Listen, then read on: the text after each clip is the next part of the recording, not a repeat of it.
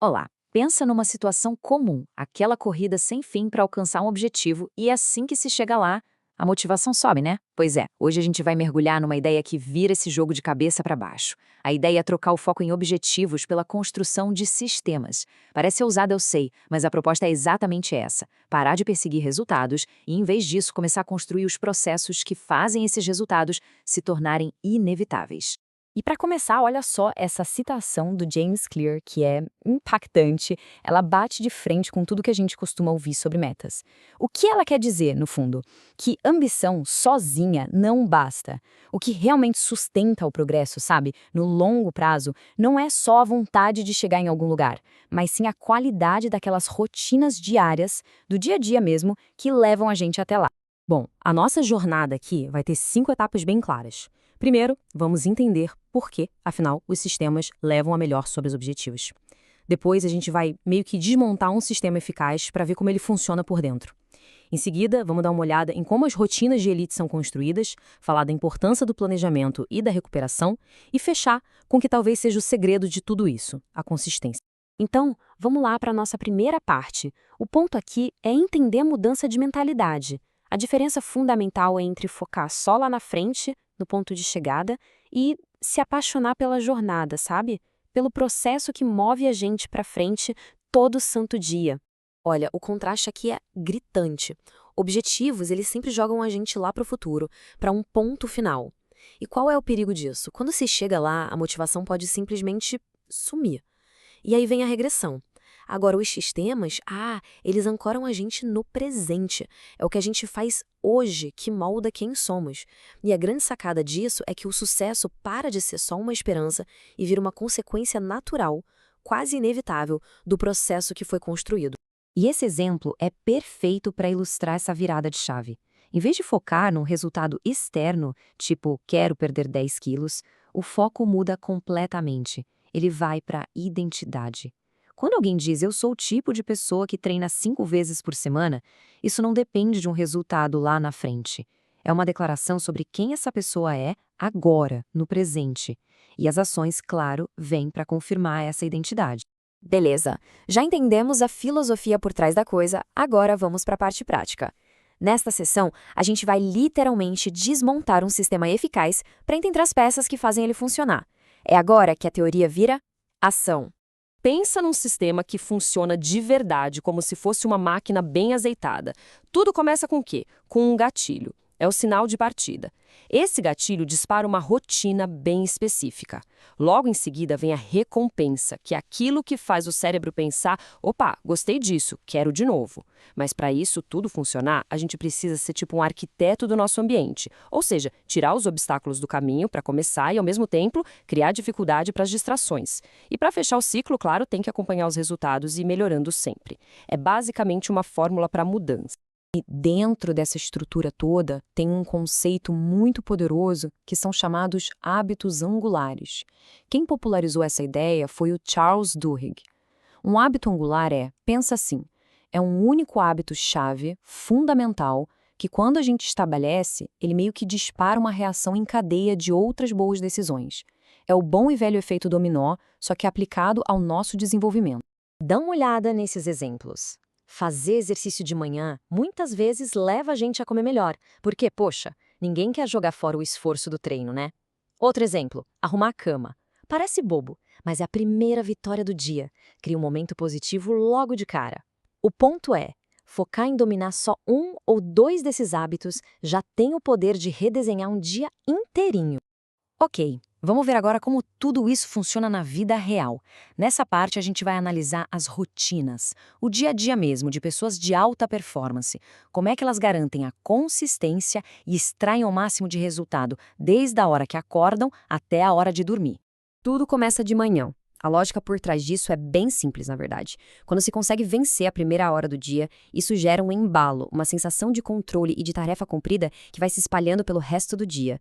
É aquela pequena vitória logo cedo que cria um efeito cascata super positivo. Olha só um exemplo de uma estrutura de elite. Começa com um despertar decidido, sem enrolação, que já coloca a pessoa no comando. Na sequência, ativação do corpo e da mente. Logo depois, uma calibragem mental.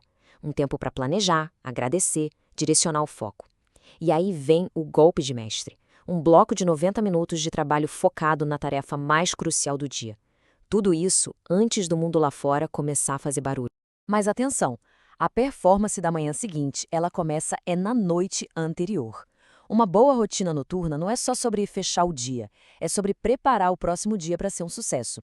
A qualidade do sono e essa preparação consciente são, na verdade, um investimento direto na produtividade do dia seguinte. Uma rotina noturna de elite, ela tem um propósito bem definido. Primeiro, o encerramento oficial do trabalho, um ritual para desligar a cabeça dos problemas profissionais. Depois, um tempo para a conexão humana, de verdade, longe das telas. Aí vem a desaceleração intencional, diminuir as luzes, fazer algo calmo, preparar o corpo para descansar. Tudo isso para chegar no ponto final, a preparação para um sono que realmente recupera as energias. E durante o dia, para aquelas tarefas que pedem concentração máxima, existe o que a gente pode chamar de ritual do trabalho profundo. É um processo de 5 passos. Primeiro, preparar o ambiente. Depois, usar alguma técnica para entrar em estado de flow.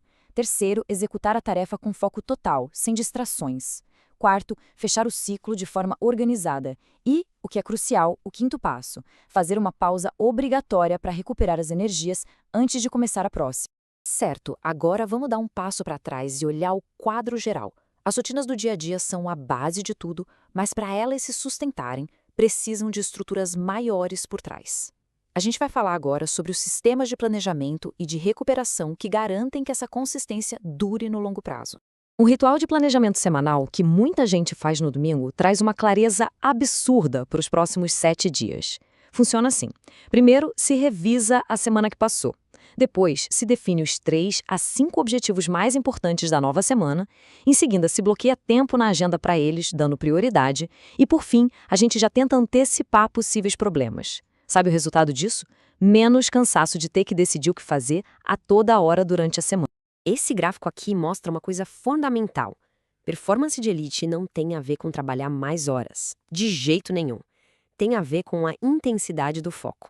A produtividade está lá no alto nas primeiras horas de trabalho focado, mas depois ela começa a cair. Então, qual é a estratégia inteligente? Focar em 4 a 6 horas de altíssima qualidade e não em passar 12 horas fazendo um trabalho mais ou menos. E olha, para um sistema ser forte de verdade, ele precisa de um componente-chave: responsabilidade ou accountability. E existem vários níveis para isso. Tem o nível 1, que é a responsabilidade consigo mesmo, o nível 2 com um parceiro de jornada, o nível 3 com um grupo de apoio e o nível 4 com um coach ou mentor.